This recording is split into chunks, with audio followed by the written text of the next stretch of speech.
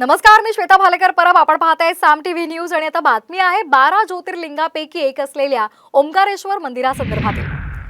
पुण्यातील मुसळधार पावसाचा ओंकारेश्वर मंदिरालाही फटका बसलेला आहे. पुराचं पाणी थेट गाभाऱ्यामध्ये शिरलेलं आहे. संपूर्ण शिवलिंग पुराच्या पाण्याखाली गेलेलं आहे. तब्बल 6 वर्षांनी मंदिरामध्ये पुराचं पाणी शिरलंय. दरम्यान या मंदिराची आख्यायिका आहे की मंदिरामध्ये जेव्हा पाणी येईल तेव्हा महिलांना गाभाऱ्यात दर्शन घेण्यासाठी प्रवेश असतो आणि त्यामुळे मंदिरामध्ये पाणी येताच महिलांना गाभाऱ्यामध्ये प्रवेश देण्यात आलेला आहे.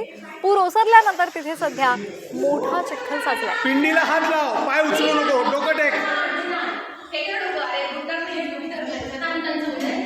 दरम्यान तिथे आढावा घेतला आमचे प्रतिनिधी सागर आव्हाड यांनी पाहिला.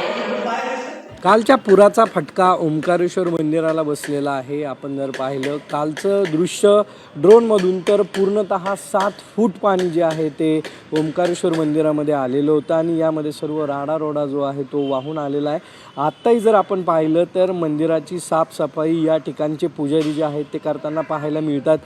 7 फूट पाणी गेल्या 15-20 वर्षामध्ये आलेलं आपल्याला पाहायला मिळतं. जर आपण पाहिलं तर या ठिकाणी गाळ काढण्याचं काम जे आहे ते या ठिकाणचे पुजारी करतायत. मोठ्या प्रमाणावरती गाळ जो आहे तो ओंकारेश्वर मंदिरामध्ये जमा झालेला आहे.